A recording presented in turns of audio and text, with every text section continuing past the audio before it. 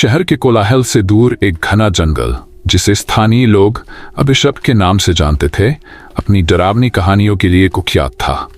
इस जंगल के बारे में कहा जाता था कि यहाँ रात में कोई भी जाने की हिम्मत नहीं करता। लोग दावा करते थे कि वहाँ अजीब सी चीखें सुनाई देती हैं और अगर कोई जंगल में गया तो वह लौटकर कभी नहीं आया। अरविंद, एक प्रसिद्ध तांत्रिक, को इस जंगल के बारे में सुनकर जिज्ञासा हुई। उसने अपनी किताबों में पढ़ा था कि इस जंगल में एक ऐसा पिशाच कैद है जो अमरता का राज जानता है, लेकिन उसे कैद करने के लिए गहरे तंत्र मंत्र की जरूरत थी। अरविंद को अपनी तांत्रिक शक्तियों पूरा विश्वास था। वह अपने शिष्यों के साथ जंगल की तरफ निकल पड़ा। जंगल के प्रवेश पर ही अरविंद और उसके शिष्य शीतल हवा के झोंकों और अजीब सी सन्नाटेदार आवाजों से घिर गए। गुरुजी, यहाँ कुछ ठीक नहीं लग रहा, शिष्य राकेश ने कहा। अरविंद ने मुस्कुराते हुए जवाब दिया, डरने की जरूरत नहीं, ये सिर्फ भ्रम है। हमें अपनी शक्ति पर भरोसा रखना चाहिए।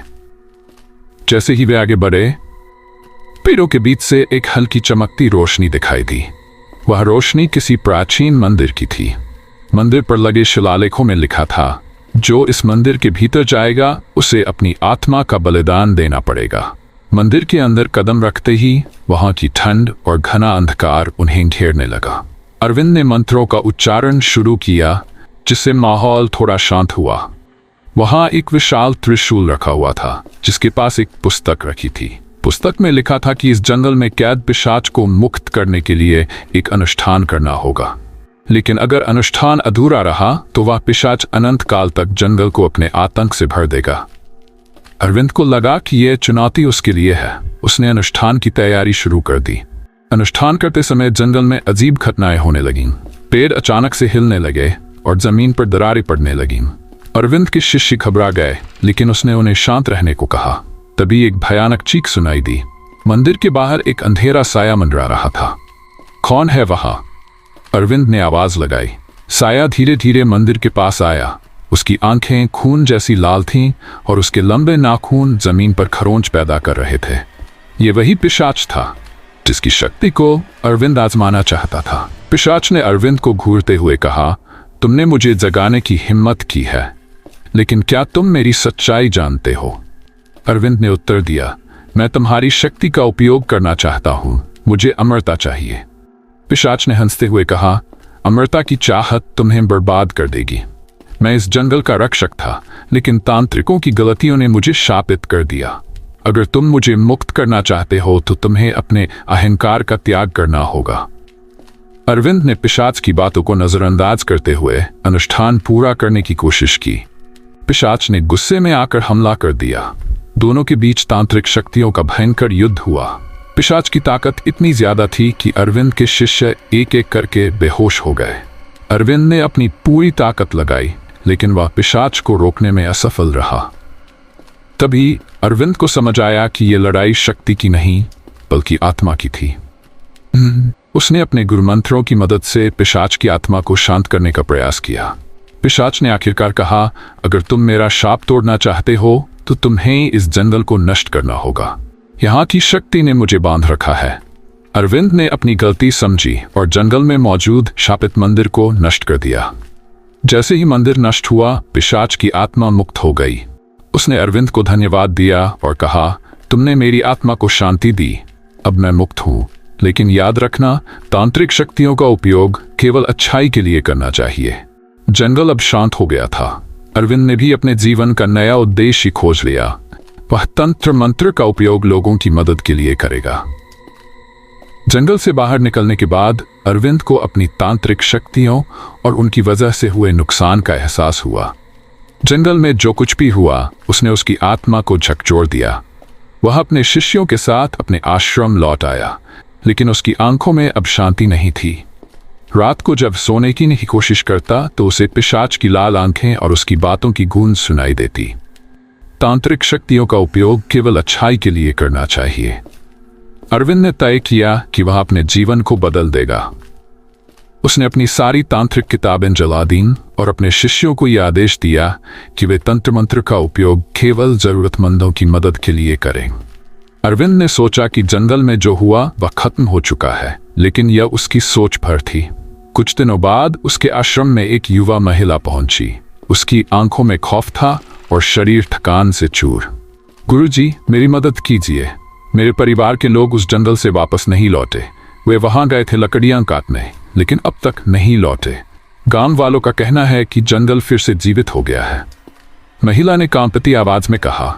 अरविंद हैरान रह गया। उसने सोचा कि मंदिर के नष्ट होने के बाद सब कुछ खत्म हो गया होगा, लेकिन अब ऐसा लग रहा था जैसे जंगल में कोई और शक्ति जाग गई हो। अरविंद ने अपने शिष्यों को इकट्ठा किया और कहा, हम दोबारा उस जंगल में जाएंगे। शायद वहां कुछ ऐसा बचा है जो अब भी खतरा पैदा कर रहा है। जंगल के पास पहुंचते ही उन्हें वही डरावना सन्नाटा महसूस हुआ। यह सन्नाटा पहले से कहीं ज्यादा भारी लग रहा था। पेड़ों से झांकती हुई परछाइयां मानो उनका पीछा कर रही थीं। जैसे ही वे जंगल के अंदर पहुंचे, अचानक हवा तेज चलने लगी। पेड़ों के बीच से एक अजीब सी आवाज गूंजने लगी। यह आवाज किसी महिला की थी जो लगातार कह रही थी, मेरी मदद करो, मुझे बचाओ। जंगल के अंदर एक पुराने कुएं के पास उन्हें एक औरत का साया दिखा। वह सफेद कपड़ों में लिपटी हुई थी और उसके हाथों में एक लाल चूड़ी थी। कौन हो तुम? अरविंद ने पूछा। औरत ने कहा, मैं वही आत्मा हूं जिसे इस जंगल के तांत्रिकों ने शापित कर दिया था। तुम्हारा अनुष्ठान अधूरा था। मंदिर तो नष्ट हुआ, लेकिन इस जंगल की सच्ची शक्ति मैं हूं। अरविंद को समझ आया कि यह आत्मा वह चुड़ैल है जिसे इस जंगल के मंदिर में कैद किया गया था। पिशाच केवल इस चुड़ैल का रक्षक था। चुड़ैल ने कहा, अगर तुम मुझे मुक्त करना चाहते हो तो तुम्हें मेरे अंतिम अनुष्ठान को पूरा करना होगा। लेकिन ध्यान रहे, यह अनुष्ठान तुम्हारे लिए जानलेवा साबित हो सकता है। अरविंद ने साहस जुटाकर पूछा, क्या करना होगा? चुड़ैल ने कहा कि जंगल के बीचों बीच एक और खंडहर है जहां उसकी आत्मा को पूरी तरह से बांधने वाले शापित मंत्र लिखे हुए हैं। इन मंत्रों को नष्ट करना होगा। लेकिन उस खंडहर की रखवाली जंगल के शापित जानवर और तांत्रिक आत्माएं करती है। अरविंद और उसके शिष्य खंडहर की तरफ बढ़े। रास्ते में उन्हें भेड़ियों की आंखें झांकती हुई नजर आईं। अचानक एक शापित तांत्रिक की आत्मा उनके सामने प्रकट हुई। तुम यहां नहीं जा सकते, वह आत्मा चिल्लाई। अरविंद ने अपनी शक्ति का उपयोग किया और आत्मा को शांत करने की कोशिश की, लेकिन यह आत्मा इतनी आसानी से हार मानने वाली नहीं थी। तांत्रिक आत्मा ने हवा में आग के गोले फेंकने शुरू कर दिए। अरविंद ने मंत्रों का जाप किया और अपनी पूरी शक्ति लगाई। आखिरकार आत्मा गायब हो गई। खंडहर में पहुंचते ही उन्हें वहां एक विशाल पत्थर की दीवार दिखी जिस पर लाल स्याही से शापित मंत्र लिखे हुए थे। यही वह मंत्र है, अरविंद ने कहा। जैसे ही उसने मंत्र को मिटाने की कोशिश की, पूरे खंडहर में एक भयंकर विस्फोट हुआ। चुड़ैल की चीखें गूंजने लगीं। वह अपनी पूरी ताकत से अरविंद को रोकने की कोशिश कर रही थी। अरविंद ने अपनी पूरी ताकत जुटाकर मंत्रों का उच्चारण शुरू किया। यह लड़ाई आत्मा और शक्ति की थी। जैसे ही मंत्र खत्म हुए, चुड़ैल की आत्मा रोशनी में बदल गई। उसने अरविंद को धन्यवाद दिया और कहा, तुमने मुझे मेरे शाप से मुक्त कर दिया। अब यह जंगल फिर से शांत हो जाएगा। जंगल की सारी अंधी शक्तियां खत्म हो गई। अरविंद ने राहत की सांस ली और सोचा कि इस बार उसने सचमुच अपनी शक्तियों का सही उपयोग किया। यह कहानी तंत्र मंत्र की ताकत और उसके सही उपयोग का संदेश देती है। लालच और शक्ति का गलत इस्तेमाल हमेशा बर्बादी की ओर ले जाता है। अगली बार फिर मिलेंगे एक नई रोमांचक और रहस्यमयी कहानी के साथ।